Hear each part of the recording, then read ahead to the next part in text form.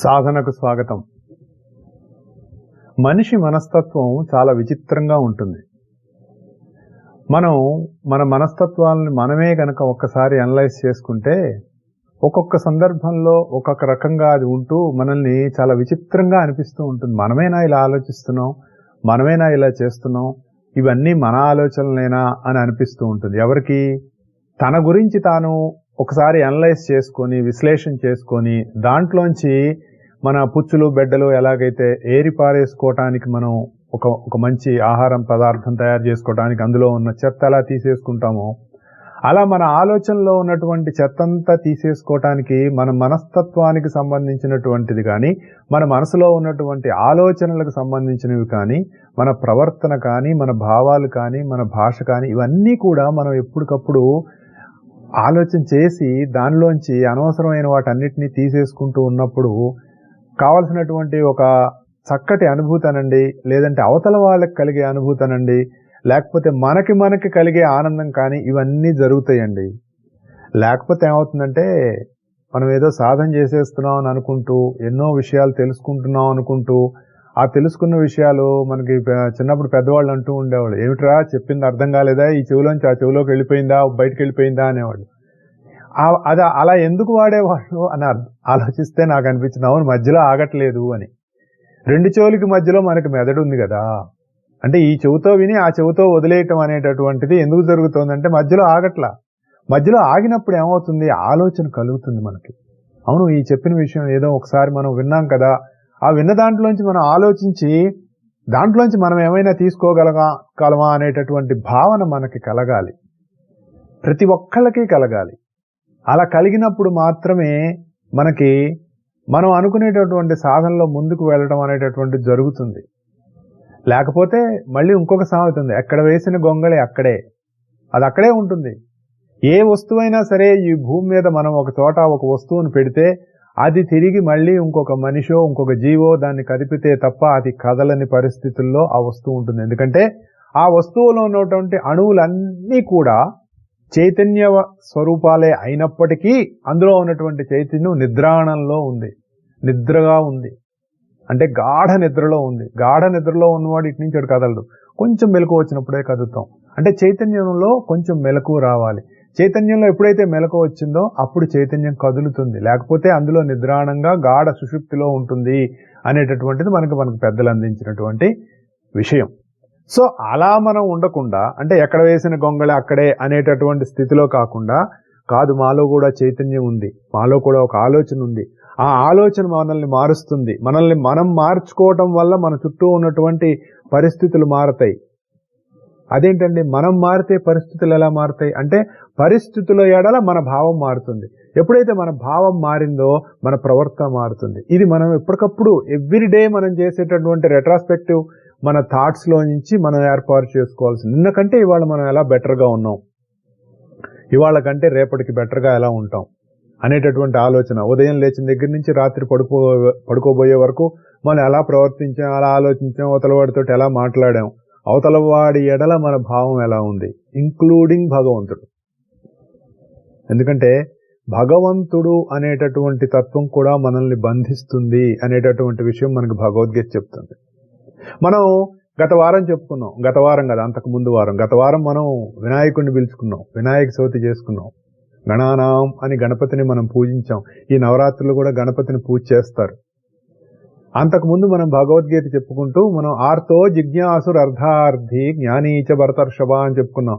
4 రకాలైనటువంటి భక్తులను రకరకాలుగా పూజలు చేస్తూ ఉంటారు, కానీ వీళ్ళందరిలోకి నాకు ఇష్టమైన వాడు జ్ఞాని, ఆ జ్ఞాని నేనే అన్నాడు భగవంతుడు.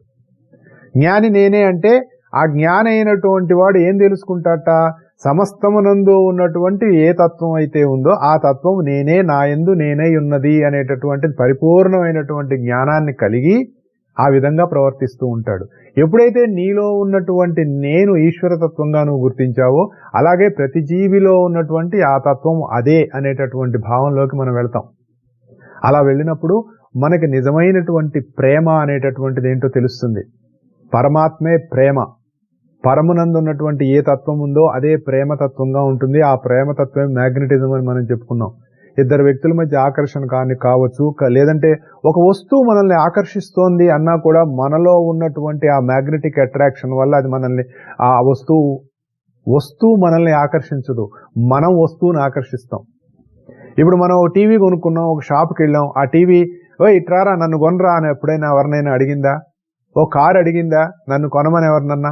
మనకు అనిపిస్తుంది కారు ఎడల. అంటే మోహం అనేటటువంటి తత్వం కానివ్వండి, ఆకర్షణ అనేటటువంటి తత్వం కానివ్వండి, ఏదైనా అది మనలో ఉంది, అవతల దాంట్లో లేదు అనేటటువంటి జ్ఞానం మనకు కలగాలి అంటే మనకి కలిగిన భావాలని మనం ఎప్పటికప్పుడు బాగా వాటిని మనం మథనం చేసుకుంటూ ఉండాలి. చేసుకుంటున్నప్పుడు మాత్రమే మనకి ఆనందం అనేటటువంటి వెన్న మనలోంచి వస్తుంది. ఆ తత్వం మనకు అర్థమైనప్పుడే మనకు తెలుస్తుంది. ఇక్కడ భగవంతుడు మనకు ఇంకొకటి చెప్తున్నాడు, బహూనాం జన్మనామంతే జ్ఞానవాన్ మాం ప్రపద్యతే వాసుదేవ సర్వమితి సమహాత్మా సుదుర్లభః. ఇది మనం ఇంకొకటి బాగా గుర్తు చేసుకోవాల్సినటువంటి విషయం. ఆర్తో జిజ్ఞాసురర్థార్థి జ్ఞానీత భర్తర్షభ అని చెప్పిన తర్వాత, జ్ఞాని నాకు అత్యంత ప్రియుడు, అది నేనే అని చెప్పిన తర్వాత, మరి మామూలు మనుషులు ఆర్ధో జిజ్ఞాసురర్థార్థి అనేటటువంటి తత్వంలో ఉన్నటువంటి వాళ్ళు, మనందరం ఈ 3 తత్వాల్లోకి వస్తాం. మనకేమైనా బాధ కలిగినప్పుడు ఆర్తిగా దేవుడి దగ్గరికి వెళ్తాం, అసలు ఏమిటో తెలుసుకునే తత్వంతో వెళ్తాం, జిజ్ఞాసత్వంతో. 2, అయ్యా మాకు డబ్బులు కావాలి, మాకు కష్టాలు బోల్డ్ ఉన్నాయి, కాబట్టి మాకు ఏదైనా ధనాన్ని నువ్వు. భగవంతుడు ధనం ఇవ్వడం అంటే ఏంటండి? ఎప్పుడైనా మనం ఆలోచించామా? దేవుడు ధనం ఇస్తాడు, భగవంతుడిని పూజ చేయటం వల్ల మాకు కలిసి వచ్చిందండి అని మనం మాట్లాడుకుంటూ ఉంటాం. భగవంతుడిని పూజ చేయటం వల్ల కలిసి రావటం అంటే ఏమిటి? అసలు అది అంటే ఏమిటి కలిసి రావటం అంటే? ఓకేనండి, డబ్బులు వచ్చినాయి, అనుకున్న సమయానికి అనుకున్నట్టు డబ్బులు వచ్చినాయి. ఏం చేస్తే డబ్బులు వచ్చినాయి? దేవుడు తెల్లవారి పాటికి మీ ఇంటి చూరికి ఒక కన్నం పెట్టేసి ఆ కన్నంలోంచి డబ్బులు పడేశాడా? లేదంటే మీరు దారిలో వెళ్తుంటే మీకు డబ్బులు దొరికినాయి, ఎవడన్నా వచ్చేసి ఇట్లా డబ్బుల మూట మీ ముందు పారేసి వెళ్ళాడా? కాదు కదా. మనం ఎప్పుడు ఆలోచించాం, మాకు దేవుణ్ణి పూజ చేయటం వల్ల డబ్బులు వచ్చినాయండి. ఎలా వస్తాయి? నువ్వు ఆ డబ్బు సంపాదించడానికి కావలసినటువంటి శక్తి సామర్థ్యాలు నీకు కలుగుతాయి, అవకాశం నీకు కలుగుతుంది. అంటే ఫైనల్ గా నువ్వే సంపాదించుకుంటున్నావు. కానీ మనం ఏం చేస్తున్నాం? భగవంతుడు మనల్ని అనుగ్రహించాడు అని మనం అనుకుంటున్నాం. తప్పు లేదు అది. అంటే అనుగ్రహించడం అంటే ఏంటంటే తన శక్తిని మన యందు ప్రవేశపెట్టడం అని ఒక భావం చేస్తే, మనలోనే ఉన్నటువంటి శక్తిని ఉద్బుద్ధం చేయటం రెండో భావం కింద మనం చేసుకోవచ్చు. అంటే మనలో కలిగినటువంటి ఒక విశ్వాసం, ఒక నమ్మకం ఎప్పుడైతే అవి దృఢంగా ఉన్నాయో, నా యందు నేను భగవంతుడిని ధ్యానం చేయటం వల్ల కానీ, ఒక పూజ చేయటం వల్ల కానీ, లేదంటే భగవంతుడు రకరకాలైనటువంటి మొక్కులు కోరతాడు కాబట్టి, మనం మొక్కుకున్నాం కాబట్టి భగవంతుడు మనకిస్తాడు కాబట్టి, ఇలాంటి భావాలన్నీ మనకు ఉంటూ ఉంటాయి కదా. వీటి కారణంగా మనలో కలిగినటువంటి ఒక దృఢమైన నమ్మకం వల్ల, మన మీద మనకు కలిగినటువంటి విశ్వాసం వల్ల మనం కార్యసిద్ధిని పొందుతున్నాము. భగవంతుడే మన నుంచి ఆ పని జరిగేలా మనకి అవకాశాన్ని కల్పించి తనే చేస్తున్నాడు అనేటటువంటి భావంలోకి మనం ఎప్పుడైతే వెళ్తామో, అప్పుడు మనం మెల్లిగా జిజ్ఞాసను దాటి, ఆర్తిని దాటి జ్ఞానంలోకి వెళ్తాం. అంటే ఒక జ్ఞాని అయినటువంటి వాడు తన నుంచి జరుగుతున్నటువంటి పనులన్నింటినీ సాక్షిభూతంగా చూస్తాడు. అంటే తన నుంచి జరుగుతూ ఉంటాయి. తను చేస్తున్నదే అయినా ఉద్యోగం తనే చేస్తాడు, ఆ ఉద్యోగంలోంచి వచ్చేటటువంటి ధనాన్ని తనే తీసుకుంటాడు. కానీ నాకు భగవంతుడు ఇచ్చాడు అంటే దాని అర్థం ఏంటి అంటే, నీలో ఉన్నటువంటి శక్తి సామర్థ్యాలన్నీ కూడా ఆ నేను అనేటటువంటి పరమాత్మతత్వం ఏదైతే ఉందో దాని నుంచే వస్తున్నాయి. ఈ మధ్యలో నేను ఊరికే ఒక గొట్టంగాడిలాగా ఉన్నాను, నేను అనేటటువంటి ఆ వెలుగు నా నుంచి ఇలా ప్రసరిస్తోంది అనేటటువంటి భావంలోకి వెళ్ళటం కోసమే మన సాధనలన్నీ మనం చేసుకుంటూ ముందుకు వెళ్తూ ఉన్నాం. బహూనాం జన్మనామంతే అంటే ఇలా అనేకమైనటువంటి జన్మలెత్తిన తరువాత వాసుదేవ సర్వమితి సమహాత్మా సుదుర్లభః, సర్వం వాసుదేవమయము అని తెలుసుకుంటాటండి. అంటే మన సాధన అలా అలా అలా వెళ్తూ ఉంటే, అంటే ఏదో ఇవాళ సాధన చేసేసాం, రేపు పొద్దున కల్లా మనం జ్ఞానులు అయిపోతాం, యోగులు అయిపోతాం, మహాత్ములు అయిపోతాం, మరి మన చుట్టూ జనాలందరూ చేరిపోతారు, ఇంకేముంది పాద పూజలు చేసేస్తారు, మరి హుండీ పెడితే నిండిపోతుంది, మనం ఆశ్రమం కట్టుకోవచ్చు, ఇవన్నీ కూడా అనేక జన్మలు ఎత్తిన పిమ్మట జ్ఞానవంతుడు, నిజమైన జ్ఞానవంతుడు వీటి కోసం చూడడండి. అది ఇక్కడ భగవంతుడు చెప్పేది. ఎందుకంటే తానే ఆ స్వరూపంలో ఉంటాడు. మామూలుగా మనం ఆర్తుల దగ్గర నుంచి మనం మొదలు పెడతాం. మన సాధన మనం ఆర్తులమే కదా. ఒంట్లో బాగాలేదు, దేవుడి గుడికి వెళ్తాం, దండం పెట్టుకుంటాం. ఏదో మనకు ఉద్యోగంలో ప్రమోషన్ కావాలి, లేదంటే ఇంకా మంచి ఉద్యోగం కావాలి, దేవుడి గుడి చుట్టూ తిరుగుతూ ఉంటాం, చేస్తూ ఉంటాం కదా. ఇక్కడ అది ఎలా ఉంటుందో కూడా మనం విశ్లేషణ చేసుకోవాలి. అలా విశ్లేషణ చేసుకున్నప్పుడే మనకు బాగా అర్థం అవుతుంది, లేకపోతే కుదరదు. మనకు భగవంతుడి మీద భక్తి మనం కాగానే మనకు ఫస్ట్ మనకి ఏమొస్తుంది తెలుసా అండి, మనకి మన చుట్టుపక్కల ఉన్న వాళ్ళందరికంటే మన భక్తి చాలా గొప్ప భక్తి అనే భావం మొదట వస్తుంది. మొట్టమొదటి మోహం మనల్ని ఎక్కడ పడేస్తుందంటే, మనలో మనం భక్తి కలిగి దేవుడి గుడికి వెళ్ళొస్తూ ఉంటే ఒక టిపికల్ ఒక ప్రత్యేకమైనటువంటి ఫీలింగ్ మనలో మొదలవుతుంది. నేను చాలా గొప్ప భక్తుని కదా, ఈ వాళ్ళందరికంటే కూడా నేను బాగా భక్తిని కదా అని అవతల వాళ్ళ భక్తితోటి మనం పోల్చి చూసుకుంటాం. ఒకవేళ ఎవడన్నా మనకంటే ఎక్కువ భక్తిగా ఉన్నాడు అనుకోండి, మనకు భక్తిగా ఉండటం అంటే ఏంటి, రోజు గుడికి వెళ్ళటం, రోజు పూజ చేయటం, రోజు దండం పెట్టడం, ఇవే కదా మన దృష్టిలో భక్తి అంటే. లేదు మన ఇంట్లో పెద్ద పెద్ద పూజలు, వ్రతాలు, నోములు, యజ్ఞాలు, హోమాలు చేసేసుకుంటూ చుట్టుపక్కల వాళ్ళందరినీ పిలిచేసి వాళ్ళకి అందరికంటే ఎక్కువ పదార్థాలు, అందరికంటే ఎక్కువ మేము పెట్టేశాం, ఎక్కువ మా ఇంటికి వచ్చిన వాళ్ళందరూ బాగా మరి పెద్ద పెద్ద చీరలు కట్టుకున్నారు, నగలు కట్టుకున్నారు, మంచి డ్రెస్సులు వేసుకున్నారు, ఇవే కదా మన ప్రస్తుతం సమాజంలో భక్తి అనేటటువంటి దాంట్లో మనకి ఎక్కువగా కనపడుతూ ఉంది. సో మనకంటే అవతల వాడు ఎవడైనా ఎక్కువ చేశాడు అనే భావన మనకు కలిగిందనుకోండి, మనలో ఒక ఈర్ష్య వస్తుంది, జలసి వచ్చేస్తుంది. అవునా కాదా?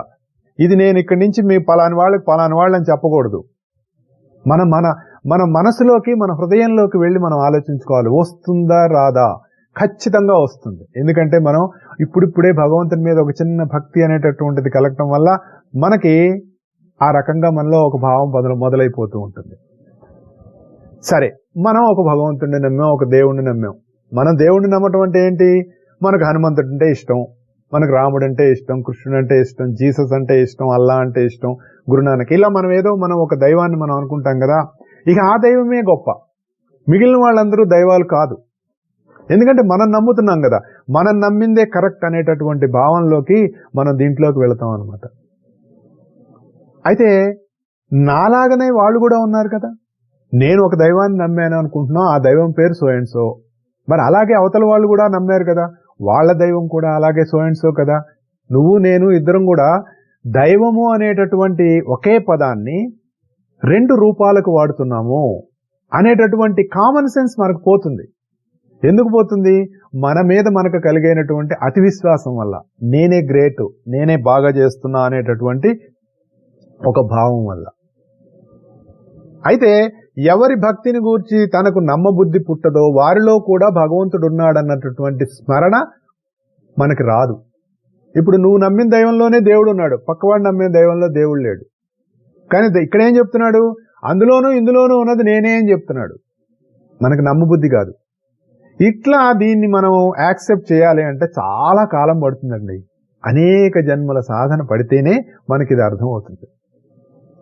అది ఏమని తెలుస్తుంది, ఇట్లా కనపడే వాళ్ళందరూ కూడా దేవుని రూపాలే అని అప్పుడు అర్థం అవుతుంది. రూపాలు ఒక్కటే కాదండి, వాళ్ళ ప్రవర్తనలన్నీ కూడా ఈ జగన్నాటకంలోని నవరస భావాలే అని అర్థం అవుతుందట. ఇది చాలా ముఖ్యమైన మన సాధనలో మనం నేర్చుకోవాల్సినటువంటి విషయం. మనకి గజేంద్ర మోక్షంలో ఒక పద్యం ఉంటుంది. గజేంద్రుడు అనేక రకాలుగా ప్రార్థనలు చేస్తూ ఉంటాడు. ప్రార్థనలు చేసిన తర్వాత లోకంబులు లోకేశులు లోకస్తులు తెగిన తుదిన పెంజీకటి కవ్వల నెవ్వడు ఏకాకృతితోడ వెలుగునతని నేను తింటున్నంటాడు. అంతా నశించిపోయినా లోకంబులు లోకేశులు లోకస్తులు తెగిన తుదిన లోకంబగు, మొత్తం వెళ్ళిపోయినా కూడా ఫైనల్ గా ఎక్కడో ఉన్నదో కూడా అది పెంజీకటట, అంటే కన్ను పొడుచుకున్నా, అంటే ఈ కన్ను కాదు, మనం అనుకునేటటువంటి మన చర్మచక్షువులు కాదు, దివ్య చక్షువులకు కూడా అందనంత చీకటి అవతలట వెలుగుతూ ఉంటుందట ఒక దివ్య ఏకాకృతి, అంటే ఒకే ఒక వెలుగు. ఆ వెలుగుని నేను కీర్తిస్తున్నాను అని చెప్తున్నాడు. అలాగే అక్కడ ఇంకొక మాట కూడా చెప్తాడు, ఇంకొక పద్యం కూడా ఉంటుంది భాగవతంలో. నర్తకుని భంగి పెక్కొగు మూర్తులతో నెవ్వడాడు మునులు దివిజులున్ కీర్తింపనేరనెవ్వరి వర్తన మెరురెరుగరెట్టి మునులు ఎరుగరెట్టి వాని నేను తింటున్నంటాడు. నర్తకుని భంగి పెక్కువ మూర్తులతో నెవ్వడాడు. ప్రపంచంలో ఉన్నటువంటి ఇన్ని రకాల జీవుల రూపాల్లో ఉన్నటువంటి ఒకే ఒక తత్వం ఏదైతే ఉందో, రకరకాలుగా ఒక పక్క నుంచి బావ అని పిలుస్తుందో, ఒక పక్క అన్నయ్య అంటుందో, ఒక పక్క తమ్ముడు అంటుందో, ఒక పక్క నుంచి నాన్న అంటుందో, ఒక పక్క నుంచి అమ్మ అంటుంది, రకరకాల ఆంటీలు, అత్తలు, మేనత్తలు, మేనమావలు, వీళ్ళందరూ మన చుట్టూతా రకరకాలమైనటువంటి రూపాలతోటి ఒకే ఒక తత్వం అలా నర్తిస్తోంది అనేటటువంటి భావన మనకు రావాలి అంటే అనేక జన్మలు పడుతుంది అన్నటువంటిది మనకి దీంట్లో మనం అర్థం చేసుకోవాలి. ఇది మనకు ఎప్పుడు తెలుస్తుంది? అప్పుడు జీవుడుగా అందరిలో ఇలా ఉన్నటువంటి వాడు దైవమే అని. దైవం అంటే గుర్తుపెట్టుకోండి, మనం అనుకునే రూపాలలో మనం కొలిచేటటువంటి దైవం గురించి కాదు ఇక్కడ భగవద్గీతలో చెప్పుకున్నా మనం చెప్పుకునేటటువంటి ఈ దీంట్లో. దైవము అంటే దివి అంటే వెలుగు, ఒకే ఒక వెలుగు, సూర్యుడి యొక్క ఒకే ఒక వెలుగు ఈ సూర్యమండలం అంతా వెలిగిస్తోంది. సూర్యుడికి వెలుగు ఎవరిచ్చారు? సార్ అది గోళం సార్, అందులో హీలియం ఉంది సార్, అది మండుతోంది సార్ అని ఎవడు వెలిగిచ్చాడు? అక్కడికి వెళ్ళి అగ్గిపుల్ల పెట్టి. ఇప్పుడు మన ఇంట్లో ఎక్కడో ఒక హీలియమో ఏదో ఉందండి, దాన్ని మనం వెలిగిస్తున్నాం, అది వెలుగుతోంది. మరి సూర్యుడిలో ఉన్న హీలియంని ఎవడు వెలిగించాడు? ఎవడో వెలిగించాలిగా. ఎవడు వెలిగించకుండా ఎలా పుడుతుంది? మరి అట్లాగే అనేక కొన్ని వేల కోట్ల లక్ష కోట్ల నక్షత్రాలు ఉన్నాయి కదా, అవన్నీ కూడా సూర్యుడులే అని చెప్పారు కదా. మనకి అప్పుడప్పుడు ఈ ఫేస్బుక్ లోనూ దాంట్లోనూ వస్తూ ఉంటాయి, ఏ నక్షత్రం కంటే మన సూర్యుడి కంటే పెద్ద నక్షత్రం, దానికంటే పెద్దది అని రకరకాలైనటువంటి స్టార్స్ అన్ని మనకిస్తుంటారు. అవన్నీ కూడా వెలుగుతూనే ఉన్నాయి కదా. అవన్నీ వాటికి సంబంధించినటువంటి సూర్యమండలాన్ని అన్నింటినీ కూడా వెలిగిస్తూనే ఉన్నాయి కదా. వాటిల్లోంచి వెలుగు వస్తోంది కదా. ఎక్కడి నుంచి వస్తోంది ఈ వెలుగంతా? వాటిని ఎవరు వెలిగించారు? వాటిల్లో కూడా హీలియమే మండుతోంది అనుకుంటాం. Let us think in the scientific way. అందులో కూడా హీలియం. ఎవడు వెలిగించాడు? అక్కడికి వెళ్ళి టార్చ్ పెట్టి వెలిగించాడా, మరి లైటర్ పెట్టి వెలిగించాడా, అగ్గిపుల్ల పెట్టి వెలిగించాడా? అంటే ఇలా ఉన్నటువంటి ఈ క్యాండిల్స్, ఇప్పుడు మన ఇంట్లో మనం దీపావళి అప్పుడు రకరకాల దీపాలు పెట్టుకుంటాం. ఏం చేస్తాం? ఒక దీపం వెలిగించి మనం క్యాండిల్ తోటి అన్ని రకాల దీపాలు వెలిగించుకుంటూ వెళ్తాం. అలా ఈ ఇన్ని వేల కోట్ల నక్షత్రాలన్నింటిలో ఉన్నటువంటి హీలియం అనేటటువంటి ఒకనొక గ్యాస్ ని ఎవడు వెలిగించాడు? ఒక ఆలోచన చేద్దాం, తప్పేముంది? దీనికి ఏం ఖర్చు అవ్వదు కదా. కూర్చొని ఇలా ఆలోచించడం వల్ల మనకున్నటువంటి సమకాలీన పరిస్థితులు అంటాం చూడండి, ప్రాబ్లమ్స్ అంటాం చూడండి, వీటి నుంచి బయటకు వెళ్ళిపోతాం కదా. ఒక 5 నిమిషాలన్నా మనకి మన ఈ మధ్య ఏదో ఒక ఫొటోస్ కూడా అక్కడక్కడ చూస్తాం. ఎక్కడో మనకి వాయిజర్ అనేటటువంటి ఒక నౌకని ఎక్కడో మన వాళ్ళు స్పేస్ లోకి పంపించారు. 40 ఏళ్ళు అయింది పంపించి. అది అక్కడి నుంచి ఫోటోలు తీసి పంపిస్తూ ఉంటుంది వీళ్ళకి. అలా వెళుతూ వెళుతూ వెళుతూ వెళుతూ ఎన్నో బిలియన్ల మైళ్ళు వెళ్ళిపోయిన తర్వాత భూమిని ఒక ఫోటో తీసి పంపించింది. అది భూమి అని ఎవరైనా మనకి అక్కడ ఆ ఫోటో తీసి ఆ ఫోటోని అనలైజ్ చేసిన వాళ్ళు చెప్తే తప్ప మనకు తెలియదు. ఎందుకంటే అంత ఒక చిన్న డాట్ లాగా భూమి కనపడుతుంది. ఇంకా పైకి వెళితే సూర్య మండలమే అంత ఒక డాట్ లా కనపడుతుందట. అంత డాట్ లా ఉన్న సూర్యమండలంలో ఒకానొక చిన్న భూమి మీద మనం ఉన్నటువంటి మన పరిస్థితికి మనం చాలా బాధపడిపోతూ ఉంటాం. మన ఆలోచన ఎప్పుడైతే ఈ భావం నుంచి అలా వెళ్ళిపోయింది అనుకోండి, ఒక ఓవర్ వ్యూగా వెళ్ళిపోయాం, కొన్ని బిలియన్ల కిలోమీటర్ల పైకి వెళ్ళిపోతే మనం ఎక్కడున్నాం, మన పరిస్థితులు ఎక్కడున్నాయి, కనీసం ఆ 5 నిమిషాలన్నా. ఆ ఉద్దేశంతో నేను ఈ భావం చేస్తున్నా. ఎవరు వెలిగించారు వాటన్నిటిని? సెల్ఫ్ ఇగ్నైటెడా? ఓకే, సెల్ఫ్ ఇగ్నైటెడ్ అనుకుందాం. సెల్ఫ్ ఇగ్నైట్ అవటానికి కావాల్సినటువంటి ఆ అవేర్నెస్, ఆ చైతన్యం ఎక్కడి నుంచి వచ్చింది? ఇవి మనం ఆలోచించాలి. అలాగే ఆ తత్వమే మన చుట్టూ ఇలా ప్రవర్తిస్తోంది అని మనకు తెలుసుకున్నప్పుడు కొంత మన సాధనలో ఒక అడుగు ముందుకు వెళ్ళటం కానీ, లేదంటే మనం ఆలోచన విధానంలో మార్పు అనేటటువంటిది తెలుస్తుంది. అప్పుడు జీవుడుగా ప్రవర్తించటం మానేసి దైవంగా ప్రవర్తించడం, దర్శనమిచ్చటం అని తెలుస్తుంది. అది వాసుదేవ సర్వమితి అంటే ఏమిటి అర్థం? దాంట్లో ఇంత అర్థం ఉంది. సమస్తము వాసుదేవమయము అని తెలుస్తుంది. వాసుదేవమయం అంటే వసించి ఉండేటటువంటి దైవం, వసించి ఉండేటటువంటి తత్వం. ఇక్కడ మనం ఒక విషయం చెప్పుకోవచ్చు. అదేంటంటే, భాగవతం మొదట్లో నారద మహాముని యొక్క పూర్వజన్మ వృత్తాంతం వస్తుంది. అంటే ఏదో ఆయన పూర్వజన్మలో ఇలా పుట్టాడండి కాదు, పూర్వ కల్పంలో. మళ్ళీ మనం కల్పము, యుగాలు, దాని లెక్కలో కనుక వెళ్తే మనకి ఒక షో సరిపోతుంది, ఒక గంట సేపు మాట్లాడుకోవచ్చు. పూర్వకల్పంలో ఆయన ఏమిటి అనేటటువంటిది నారద మహర్షి వ్యాస భగవానుల వారికి వివరిస్తారు. దాంట్లో నారాయణోపాసన, వాసుదేవోపాసన అనేటటువంటి 2 ఉపాసనల గురించి చెప్తారు. ఆయన పూర్వజన్మలో ఏదో ఒక దాసీపుత్రుడిగా పుట్టడం, ఆవిడ తన బిడ్డతో సహా కొంతమంది ఇంట్లో ఎవరో చాతుర్మాస దీక్ష చేస్తున్నటువంటి మునుల దగ్గర ఆవిడ ఉండటం, ఆ మునులకి సేవ చేసే విధంగా ఈ నారద మహర్షిని అక్కడ నియమించడం. చిన్న పిల్లవాడు, ఒక 10 సంవత్సరాల్లో పిల్లవాడు. ఆ పిల్లవాడిని నియమిస్తే ఆ మహర్షులందరూ కూర్చొని సర్వాంతర్యామి అయినటువంటి భగవతత్వం గురించి వాళ్ళు అలా రాత్రి పగలు మాట్లాడుకుంటుంటే ఆ పిల్లవాడు వాళ్ళకి సేవ చేసిన తర్వాత తిరిగి తల్లి దగ్గరికి వెళ్ళిపోయో రెస్ట్ తీసుకోనో ఆడుకుంటూనో ఇలా చేయకుండా, అంటే మామూలుగా మన పిల్లలు ఏదైనా పని చెప్పంగానే గబుక్కున పని చేసేసి మళ్ళీ వాళ్ళు ఆడుకోవడానికి వెళ్ళిపోతారు చూసారా, అలా కాకుండా వాళ్ళు మాట్లాడుకుంటున్నటువంటి ప్రతి విషయాన్ని కూడా శ్రద్ధగా వింటూ ఆ గుమ్మం దగ్గర గంటల తరబడి అలా నిలబడి ఉన్నటువంటి ఆ చిన్న పిల్లవాడిని చూసి మునులకి చాలా ముచ్చటేస్తుంది. ఏమిటి అసలు ఈ పిల్లవాడిలో ఉన్నటువంటి ఆ శ్రద్ధ, ఆ భక్తి, ఆ నేర్చుకోవాలి, తెలుసుకోవాలి, ఆ తన్మయత్వం, వీటన్నిటిని చూసి ఆ పిల్లవాడిని పిలిచి నీకు ఒక ఉపాసన ఇస్తాము, నీకు ఒక సాధన ఇస్తాము, చేస్తావా అంటే చేస్తానన్నట్టు. అప్పుడు వాళ్ళు చెప్తారు, నువ్వు ఏది చూసినా కూడా నారాయణమయంగా చూడు. అంటే శ్రీమన్నారాయణుడు అనేటటువంటి తత్వం ఏదైతే ఉందో అన్నిట్లో కూడా అదే కనపడుతోంది, అదే ఉంది. అణువు నుంచి బ్రహ్మాండం వరకు అదే వ్యాపించి ఉన్నట్లుగా నువ్వు సాధన చేయమన్నట్ట. ఆ పిల్లవాడు మహా అయితే 2-3 వారాలు పెట్టిందట, వచ్చేసట ఏది చూసినా అతనికి ఒక నారాయణ తత్వంతో నిండి ఉన్నటువంటి ఒకనొక తత్వం అతనికి కనపడుతోంది. తల్లిని చూడనిండి, ఎవరిని చూడనిండి, ఆ స్థితిలోకి వెళ్ళిపోయాడు ఆ పిల్లవాడు. చాలా ఆశ్చర్యపోయారు. ఎన్నో జన్మలు చేస్తే గాని రానటువంటి ఆ సాధన ఈ పిల్లవాడికి ఇంత త్వరగా వచ్చింది అంటే ఈ పిల్లవాడు సామాన్యుడు కాదు అనేటటువంటి భావంతో నీకు తర్వాత ఇంకొక సాధన ఇస్తున్నాము అని చెప్పారట. అదేంటంటే వాసుదేవోపాసన. వాసుదేవోపాసన అంటే ప్రతి జీవిలో వసించి ఉన్నటువంటి తత్వంగా సాధన చేయాలి. మామూలుగా జీవిలో వసించి ఉండటమే కాదు, ఆ జీవి ప్రవర్తనలో కూడా వాసుదేవుడే ఆ విధంగా ప్రవర్తిస్తున్నాడు అనేటటువంటి సాధన. ఇది చాలా కష్టతరమైనటువంటి సాధన. నేను ఎందుకు చెప్తున్నానంటే, సార్ పలాని వాడు నారాయణుడిగా చూడమంటా, బ్రహ్మాండం సార్, వచ్చినవాడు నారాయణుడు, 4 భుజాలు లేకపోయినా కూడా నారాయణుడిగానే మేము దర్శనం చేస్తున్నాం, చాలా బాగుందండి, దండం పెడతాం, సరే అయిపోయింది. వాడి ప్రవర్తనలో కూడా భగవంతుని చూడమంటే అక్కడ వస్తుంది. వాడు వచ్చి నువ్వు వెధవాన్ని తిట్టాడు అనుకోండి, మనకు అక్కడ వాసుదేవుడు కనపడతాడా? వాడే కనపడతాడు. నా అంతటి వాడిని అంటాడా, నేను రోజు పూజ చేస్తా, పొద్దున్న లేచి దేవుడికి దండం పెట్టకుండా కాలు కింద పెట్టను, అలాంటి వాడిని నన్ను పట్టుకొని వెధవంటాడా అని అనేస్తాం. అంటే ఇంకక్కడ వాసుదేవోపాసన లేదు కదా. అంటే వాసుదేవోపాసన అనేటటువంటిది చాలా క్లిష్టతరమైనటువంటి సాధన. వాసుదేవ సర్వమితి అని ఎందుకన్నాడంటే ఇది కారణం.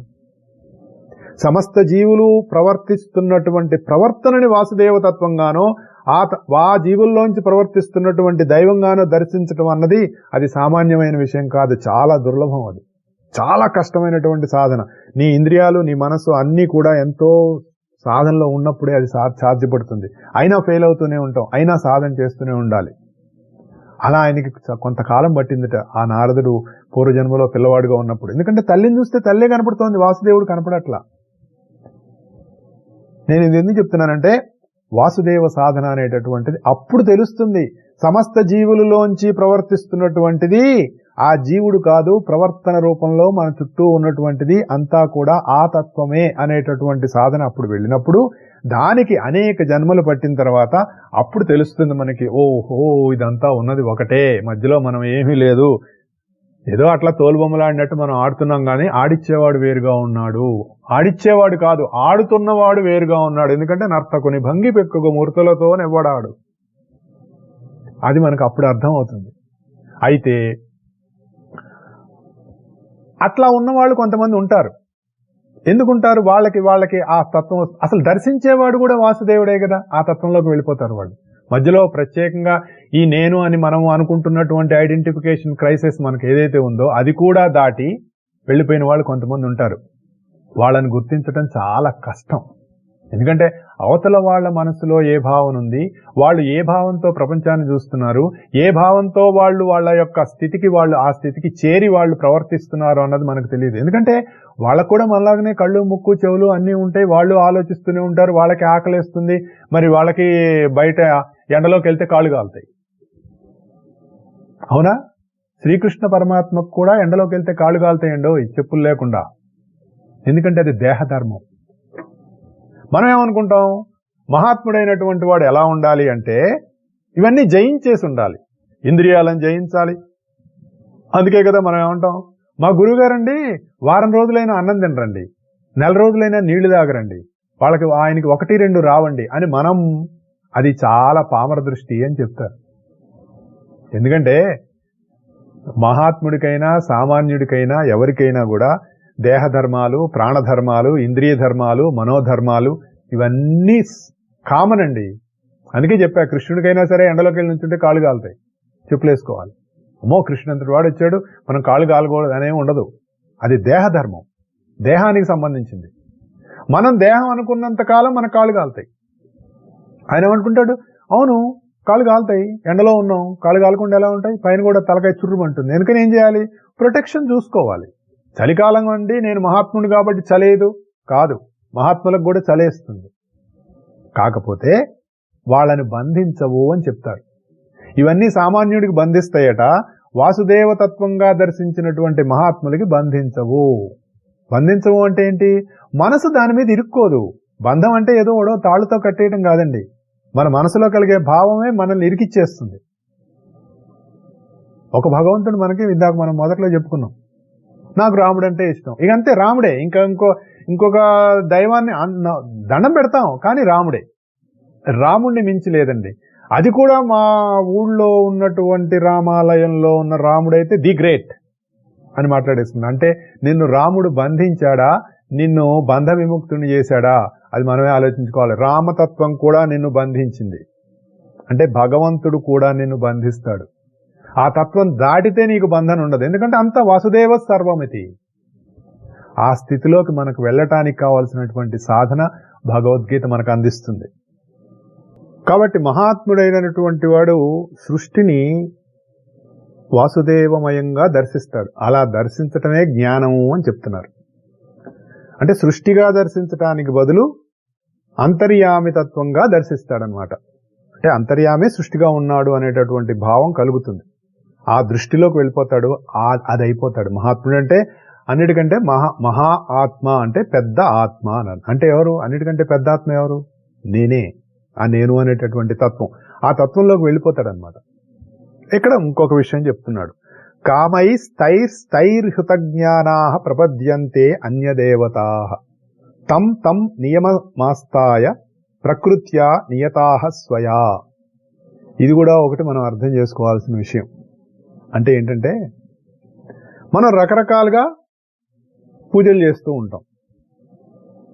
అంటే ఈ పూజలు చేస్తున్నప్పుడు ఒక్కొక్క దేవతని ఒక్కొక్క రకంగా మనం పూజిస్తాం.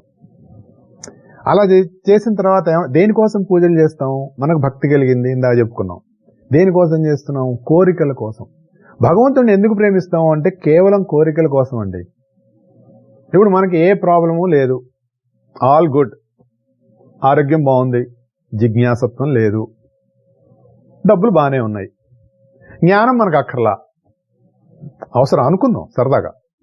ఇంకెందుకండి భగవంతుడు, జస్ట్ ఫర్ ఎగ్జాంపుల్ ఆనందంగానే ఉన్నాం కదా, ఉద్యోగం ఉంది, డబ్బులు వస్తున్నాయి, ఆరోగ్యం ఉంది, సంసారం ఉంది, పిల్లలు, వాళ్ళకి పిల్లలు, పెళ్లిళ్ళు, మా అబ్బాయికి కాలేజీలో ఇట్లా కాలేజ్ అయిపోతుంది, క్యాంపస్లో జాబ్ వచ్చేసిందండి, మావాడు ఎంత అదృష్టవంతుడు, మంచిది, సంతోషం, వెరీ హ్యాపీ.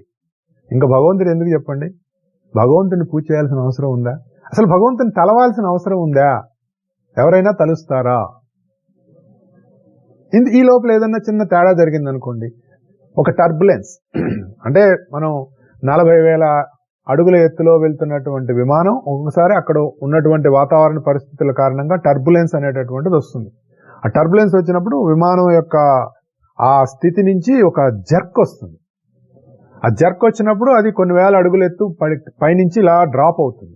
ఈ మధ్య మనకి ఇలా జరిగింది కూడా, ఆ సింగపూర్ ఎయిర్లైన్స్, మలేషియన్ ఎయిర్లైన్స్ ఏవో జరిగినప్పుడు అలాంటివి జరిగినాయి. అలా జరగటం వల్ల సీట్లలో టైంకి బెల్ట్ పెట్టుకునే వాళ్ళకి దెబ్బలు తగలటం ఇవన్నీ కూడా జరిగినాయి. ఒక టర్బులెన్స్ వస్తుంది అక్కడ ఉన్నటువంటి వాతావరణ పరిస్థితికి.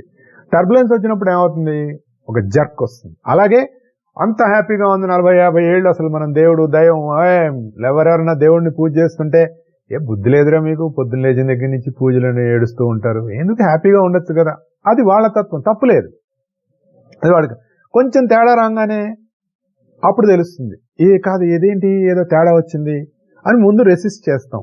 తర్వాత అది ఇంకొంచెం పెరిగిన తర్వాత కాదు ఏదో తేడా ఉంది, ఏమండి ఈ మధ్య కొంచెం బాగాలేదని పక్కవాడిని అడిగితే, లేదు ఎందుకైనా మంచిది ఒకసారి నువ్వు నీ జాతకం చూపించుకుంటే, జాతకమా పుట్టినప్పటి నుంచి నీ జాతకం ఎప్పుడు, అసలు నాకు జాతక చక్రమే లేదే అంటాడు.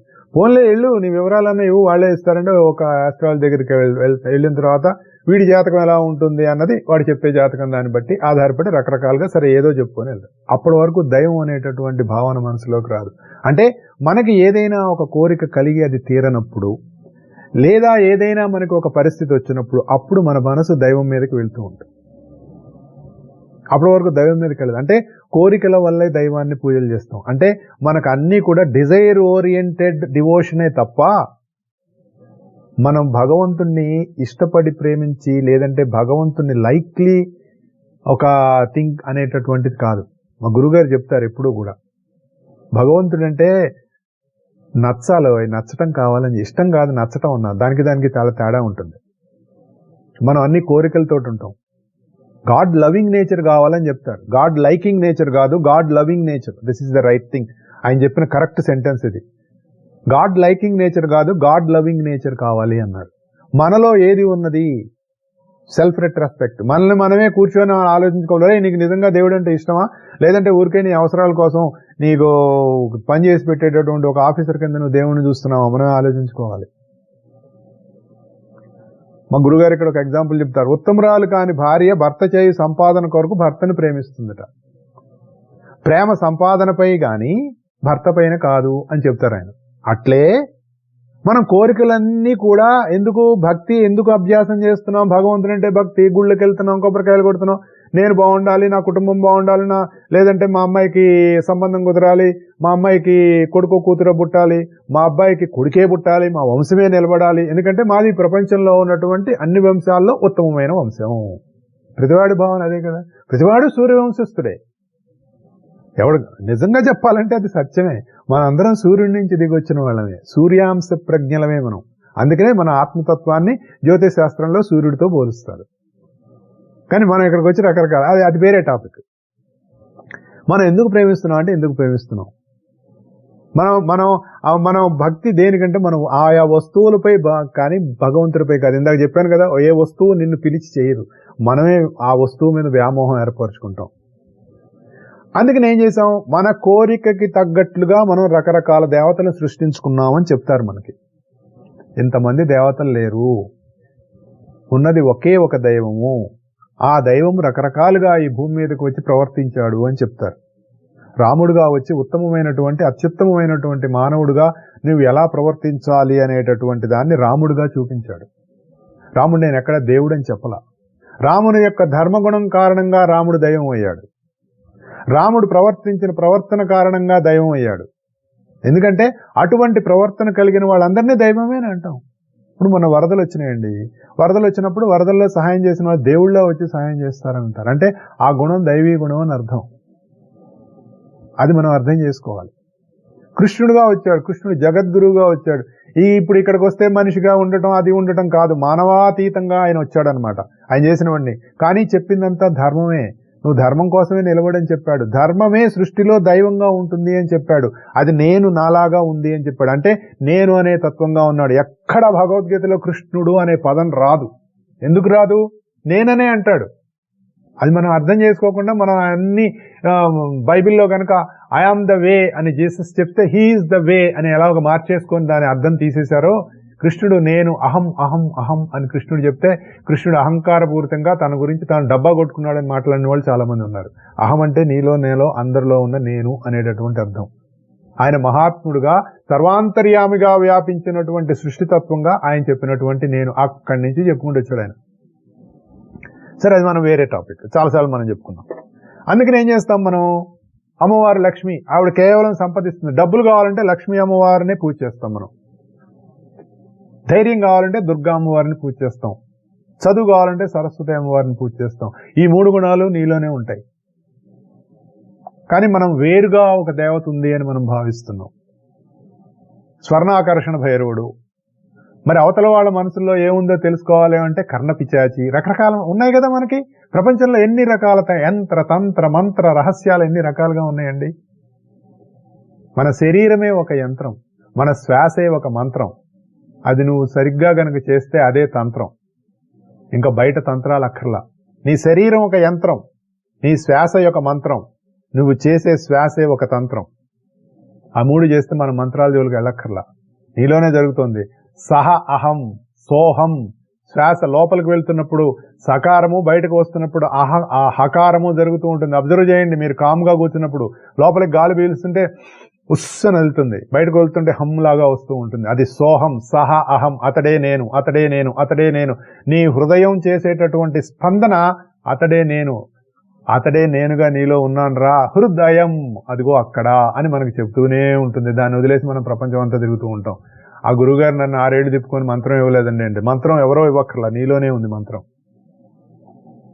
ఇలా రకరకాలుగా దేవతలను మనకున్న కోరికలను పెట్టేసి వాటిని రకరకాలుగా మనం తయారు చేసుకున్నాము. ఎలా చేసుకున్నాము? మన ప్రకృతి స్వభావాలను బట్టి అనేక రకాలైనటువంటి దేవతలను మనం తయారు చేసుకున్నాము. ఇవన్నీ కూడా, ఇదంతా కూడా అన్య దేవతారాధన అని అంటున్నాడండి భగవద్గీతలో. అంటే వారి వారి ప్రకృతుల్ని బట్టి, వారి వారి అవసరాలను బట్టి, వారి వారి కోరికలను బట్టి రకరకాలైనటువంటి నియమ నిబంధనలను మనం ఏర్పరచుకుంటూ అనేక రకాలైనటువంటి సాధనలు మనం ఏర్పాటు చేసుకున్నాం మనం ఈ ప్రపంచంలో అన్నది మనకు భగవద్గీత చెప్తుంది. మనం దీన్ని మనం విశ్వసించం, మనం నమ్మం, కొట్టిపారేస్తాం. ఎందుకో తెలుసా? మనం నమ్మినటువంటి సిద్ధాంతం అందులో చెప్పట్లేదు కాబట్టి. కొంతమంది మంత్రాలు వశం చేసుకోవడానికి శ్మశానంలో కూర్చొని మంత్రం చేస్తేనే మంత్రసిద్ధి కలుగుతుంది. అది నమ్మిన వాళ్ళకి అది కరెక్ట్. కొంతమంది దేవతలకి నిమ్మకాయలు, కోడి పెట్టలు, మరి మందు ఇవన్నీ పోస్తుంటారు కదా. అందులోంచి కూడా నేనే అంటున్నాడు భగవద్గీతలో, ఇది ఇక్కడ ఈ విధమైనటువంటి ఎక్కడ సృష్టిలో ఉన్న ఏ వాంగ్మయంలో ఈ విషయం చెప్పలేదండి. ఒక భగవద్గీతలోనే ఉంటుంది. కావాలంటే మీరు వెతుక్కోవచ్చు. అంటే మనం పని చేసి పెట్టిన వాళ్ళకి మనం ఎలాగైతే విందులు, వినోదాలు, కావాల్సినటువంటి లంచాలు ఇస్తామో అలాంటిదే ఇది అని చెప్తున్నాడు భగవంతుడు ఇక్కడ. వారి వారి స్వభావాలను బట్టి ఆయా నియమాలు, మార్గాలు వాళ్ళకి నచ్చుతాయట. అంటే తమో గుణం ఎక్కువగా ఉందనుకోండి, మధ్యమాంసాలు పెట్టేసి, అంటే పంచమకారాలతోటి వామాచారం అనేటటువంటి ఒక పద్ధతి ఉంటుంది. ఆ పద్ధతిలో ప్రకారం కనుక సాధన చేసినట్టు తొందరగా సిద్ధి వచ్చేస్తుందండి అని చెప్పి ఆ పద్ధతిలోకి వెళ్ళేటటువంటి వాళ్ళు ఉంటారు. దాని ప్రకారం వాళ్ళకి అక్కడ పంచమకారాలతోటి జరుగుతూ ఉంటాయి. మనం అటు వెళ్ళొద్దు, దాని గురించి అది సపరేట్ టాపిక్. రజోగుణం ఎక్కువగా ఉందనుకోండి, మనలో వీలైనంత ఎక్కువ డబ్బు ఖర్చు పెట్టి ఖరీదుగా చేస్తాం.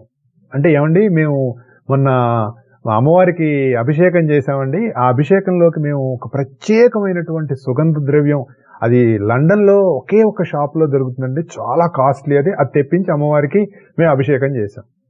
అయితే ఏమొచ్చింది? అమ్మవారు నిన్ను మెచ్చుకుందా? ఆ రాత్రి నీ కల్లో కనపడిందా? లేదంటే మీ ఇంటికి వచ్చిందా? నాయనా, నువ్వు ఇచ్చినటువంటి ఆ సుగంధ ద్రవ్యానికి నేను పరవశించాను రా అని నీకు చెప్పిందా? అంటే నీలో ఉన్న రజోగుణం కారణంగా మనం ఇలా ప్రవర్తిస్తున్నాం. మనకు ఇంకో గుణం కూడా ఉంది కదా, సత్వగుణం కూడా ఉంది కదా. వాళ్ళు ఏం చేస్తారు? పొద్దున్నే లేవటం, స్నానాలు, సంధ్యలు, శుచి, శుభ్రత, మరి ఇవన్నీ కూడా చూసి ఇలా చేస్తేనే మనకు దైవం సంతోషిస్తాడు అనేటటువంటిది మరొక రకమైనటువంటి సాధన అనేటటువంటిది మనకి ఇక్కడ అర్థమవుతూ ఉంటుంది. ఇతరుల్లో ఇంకొకళ్ళలో ఉన్నటువంటి దైవాన్ని కూడా చూసి భూతదయ కలిగి నాకున్న దాంట్లోనే వాళ్ళకు కూడా ఏదో సహాయం చేస్తానని చెప్పేసి పవిత్రమైనటువంటి బుద్ధితో మళ్ళీ తిరిగి వాళ్ళ నుంచి ఏమీ ఆశించకుండా చేసేటటువంటి ఈ దాన ధర్మాలు ఏవైతే ఉన్నాయో వాటన్నిటినీ సత్వగుణం కారణంగా మనం అలా చేస్తూ ఉంటామని చెప్పేసి చెప్తుంది మనకి భగవద్గీత. అంటే ఈ విధంగా వాళ్ళ ప్రకృతిని అనుసరించి రకరకాల నియమాలు ఏర్పరచుకొని మన సాధన అనేటటువంటిది కొనసాగుతూ ఉంది. ఇక్కడ ఏం చెప్తున్నాడు? యో యో యాం యాం తనుం భక్తః శ్రద్ధయార్చుతుమిచ్చతి తస్యాచలం శ్రద్ధాం తామేవ విదదామ్యహం. ఎవడు ఏ రూపాలతో, శ్రద్ధతో, భక్తితో ఏ విధంగా అర్చన చేస్తున్నాడో ఆ విధమైనటువంటి శ్రద్ధలో నిశ్చలత్వాన్ని నేను ప్రసాదిస్తున్నాను అని చెప్పాడండి. ఇక్కడ మనం ఏమర్థం చేసుకోవాలో ఒక్కసారి ఆలోచించండి.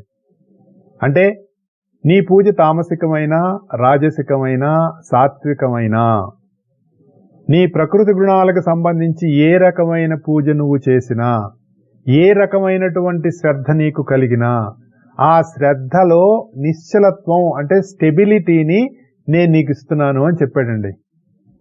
నేనంటే మళ్ళీ కృష్ణుడు అనుకోవద్దు. అంటే భగవంతుని దృష్టిలో శ్రద్ధ ముఖ్యం, కానీ అది దేని యందు అన్నది కాదు అని చెప్తున్నారు ఇక్కడ.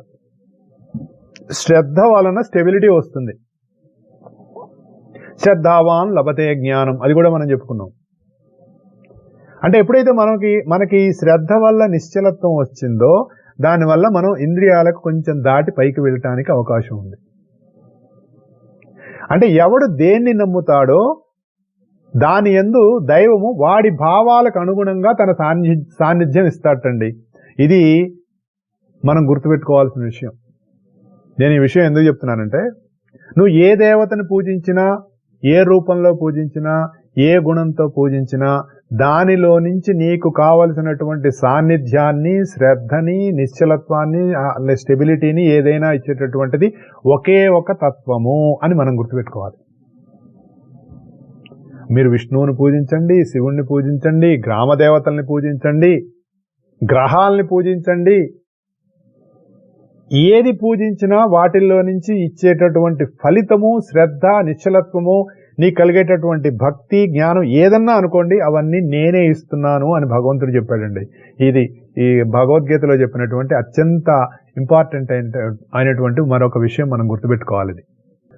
కాబట్టి విష్ణువుని పూజిస్తాం. కాబట్టి విష్ణువు ద్వారా మనకి కావాల్సినటువంటి కార్యసాధన అనండి, ధైర్యం అనండి, స్కిల్ అనండి, ఫస్ట్లో చెప్పాను కదా నేను, మనం చేసేటటువంటి పనికి మన ద్వారానే జరుగుతాయి. కావాల్సినటువంటి స్కిల్, వీటన్నిటికీ కావాల్సినటువంటి ఒక ధైర్యం అనండి, స్థైర్యం అనండి, లేదంటే మనకు కావాల్సినటువంటి నమ్మకం అనండి, ఇవన్నీ కూడా దాని లోపల నుంచి మనకే ఏర్పాటు అనేటటువంటి జరుగుతూ ఉంటుంది. ఏ రూపంలో అయినా సరే. ఇప్పుడు మనకు సాధారణంగా కొన్ని ఊళ్ళల్లో పోలేరమ్మలు, గంగానమ్మలు ఇలా రకరకాలుగా మనకి గ్రామ దేవతలు ఉంటారు. వాటి కథలు వేరే, అవన్నీ నేను అసత్యాలు అంటలేదు, వాటి కథలు వేరే ఉంటాయి, అవన్నీ సత్యాలే. ఆ గ్రామ దేవతలు నమ్మి అక్కడ రకరకాల బలులు రకాలుగా ఇస్తారు. ఏటో ఫలాన్ని బలిస్తే ఫలాన్ని రోగం తగ్గుతుంది అని మనకు కొన్ని నమ్మకాలు ఉంటాయి. దాని ప్రకారం ఆ బాధలు తొలగుతూనే ఉంటాయి. అవన్నీ కూడా నేనే అంటున్నాడు. మనం జాతకాలు చూపించుకుంటాం, మనకి గ్రహస్థితి బాగాలేదండి, మరి ఇప్పుడు చేస్తే ఇలా ఉంది, ఇప్పుడు ఏలినాడు శని జరుగుతోందండి, అర్ధాష్టమ శని నడుస్తోందండి అని మనం రకరకాలుగా మనం ఆలోచించుకొని ఇప్పుడు ఈ దశ మంచిది, ఆ దశ మంచిది కాదు అని మనం అనుకుంటాం కదా. చెడ్డ గ్రహాలు వస్తున్నాయి, శాంతి చేయించుకుంటారు. వీటన్నిటికీ కూడా వారు కోరిన విధంగా కావాల్సినటువంటి ఫలితాలను ఇస్తూ వాళ్లలో ఒక రకమైనటువంటి స్థిరత్వాన్ని నేను ఏర్పరుస్తున్నాను అని చెప్తున్నారు. అలాగే వాడు నన్ను మోసగిస్తాడు, వీడి నన్ను మోసగిస్తున్నాడు, వాడి వల్ల నాకు మంచి జరిగింది, అవన్నీ కూడా అలాగే జరుగుతూ ఉంటాయి వారి వారి యొక్క నమ్మకాల ప్రకారం. కొంతమంది ఏం చేస్తారంటే ఈ అభిప్రాయాలన్నింటినీ కూడా భగవంతుడు అనేటటువంటి తత్వానికి సమర్పణ చేసి ఉండేవాళ్ళు ఉంటారు. అంటే ఏంటి, ఏర్పరుచున్నటువంటి ప్రతి పరిస్థితిని కూడా ఇది మనకు రావాల్సి వచ్చింది, ఏదో ఫలితం మనకు రావాల్సింది, మన కర్మఫలం అనుకోండి, ఇంకొక రకంగా అనుకోండి, రావాల్సింది వచ్చింది, ఏం చేద్దాం, భగవంతునికి అర్పణ చేసి మన జీవితాన్ని మనం కొనసాగిద్దాం అని అనుకునే వాళ్ళు కూడా ఉంటారు. అప్పుడు స్వయంగా భగవంతుడే వాళ్ళకి సుఖశాంతులు ఇస్తున్నాడు అని కూడా చెప్తారు. ఎందుకు, ఆ తత్వమే నీలో ఉంది కాబట్టి, నీలో సమర్పణ కలిగింది కాబట్టి, నీలో పరిపూర్ణమైనటువంటి ఒక విశ్వాసం ఏర్పడింది కాబట్టి, కావాల్సినటువంటి పరిస్థితులు మంచి చెడు బాధలు కష్టాలు వస్తూనే ఉంటాయి, కానీ వాటిల్లో నిలబడి స్థైర్యంగా ముందుకు వెళ్ళేటటువంటి ధైర్యం అనేటటువంటిది నీకు ఏర్పడుతూ ఉంటుంది. అండ్ అలాగే వారి వారి శ్రద్ధల్ని ఆ విధంగా వాటికి కావాల్సినటువంటి బలపరుస్తూ స్థిరబుద్ధి కలిగి దాన్ని పెంచుతూ మెల్లిమెల్లిగా వాళ్ళ యొక్క ప్రకృతిలో మార్పు తీసుకొస్తూ వాళ్ళ స్వభావంలో కావాల్సినటువంటి చేంజెస్ అన్ని తీసుకొస్తూ ఫైనల్ గా నేను అనేటటువంటి తన ప్రకృతిలోకి స్వీకరిస్తాటండి భగవంతుడు.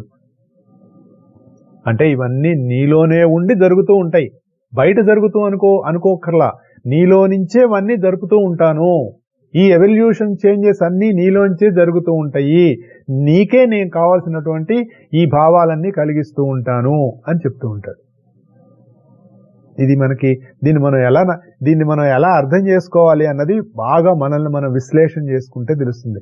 ఎవడెవడు ఏ దేవత యందు శ్రద్ధగా ఉంటాడో వాడి శ్రద్ధకు తగిన ఫలితము నేనే ఆ దేవతల రూపంలో ఇస్తున్నాను అని చెప్పాడు.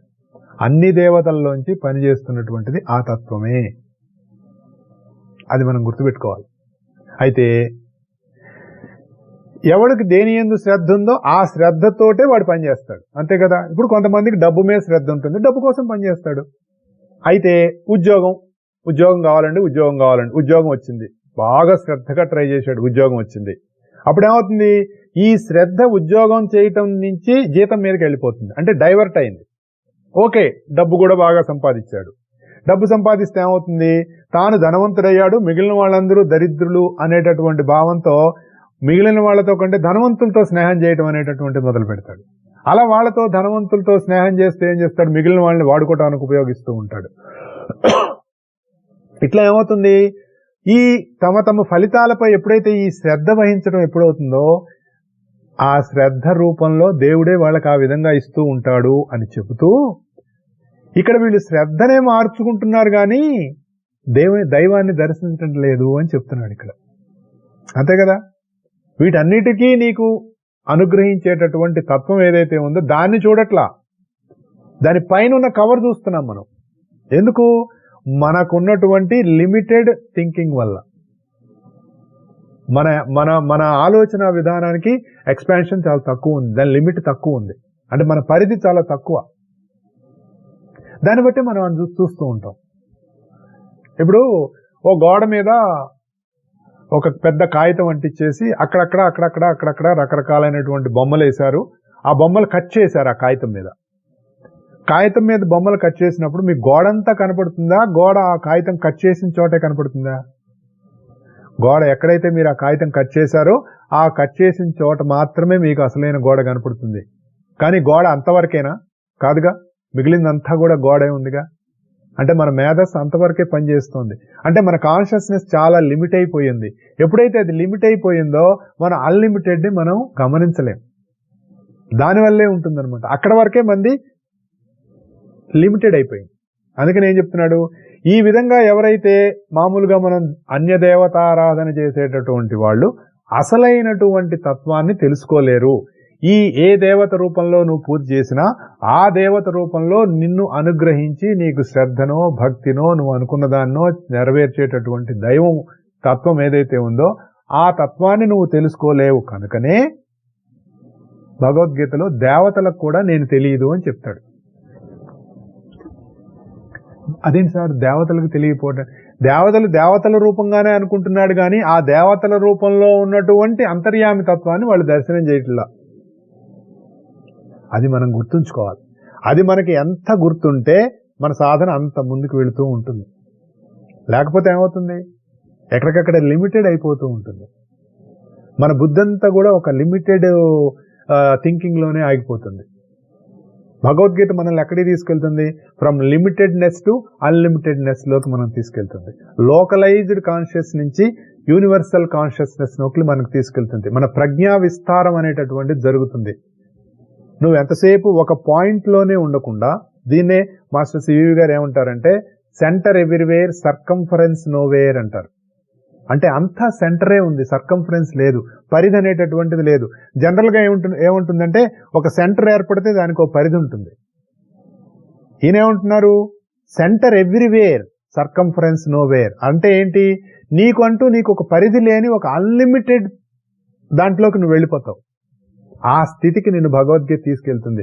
కాబట్టి ఇక్కడ మనకు చెప్పింది ఏంటంటే, మనం ముఖ్యంగా ఇవాళ తెలుసుకున్నది ఏమిటంటే వాసుదేవోపాసన అనేటటువంటిది. అంటే సమస్త జీవుల నుంచి ప్రవర్తిస్తున్నటువంటిది ఏదైతే ప్రవర్తన ఉన్నదో అది అందులో వసించి ఉన్నటువంటి అంతర్యామి తత్వం యొక్క ప్రవర్తన అని ఒకటి అర్థం చేసుకుంటే, రెండోది ఏంటంటే ఏ దేవతని పూజించినా, ఏ రూపాన్ని నువ్వు పూజించినా అక్కడ నుంచి నీకు కావలసినటువంటి శ్రద్ధ, భక్తి, విశ్వాసం, నిశ్చలత్వం, స్థిరత్వం అని ఏదైతే అనుకుంటున్నామో వాటన్నింటినీ నీకు అందించేటటువంటి అంతర్యామి తత్వం కూడా అదే అనేటటువంటి భావన మనకు భగవద్గీత అందించినప్పుడు, దానిని మనలోకి ఆకలింపు చేసుకున్నప్పుడు మన సాధనం కొంచెం ముందుగా వెళ్ళడానికి అవకాశం ఉంటుంది.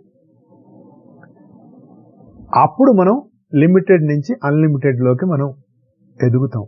దీన్నే మాస్టర్ సివి గారు ఏం చెప్తారంటే, నీ కుండలిని ఎర్త్ కుండలిని విశ్వ కుండలిని తోటి ఈ లింకప్ చేస్తాను అన్నారు. ఇదే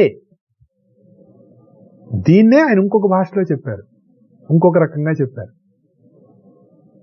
అలా మన సాధన ముందుకు వెళ్తూ ఉండాలి అంటే దీన్ని మనం బాగా మనలో మనం ఆలోచన చేసుకుంటూ, తర్కించుకుంటూ, దాని నుంచి మనం కావాల్సినటువంటి సారాన్ని మనం అందుకుంటూ మన సాధన ముందుకు తీసుకువెళ్తూ ఉంటే మనం అనుకున్నటువంటి సాధన ముందుకు సాగుతూ ఉంటుంది. అలా మన సాధన ముందుకు సాగాలి. అందరూ కూడా వారి వారి సాధనలలో అనుభూతులను పొందాలి, ఆనందాన్ని తెలుసుకోవాలని కోరుకుంటూ ఈ వారానికి సెలవు తీసుకుంటున్నాను. వచ్చే వారం కలుద్దాం. జై గురుదేవ్.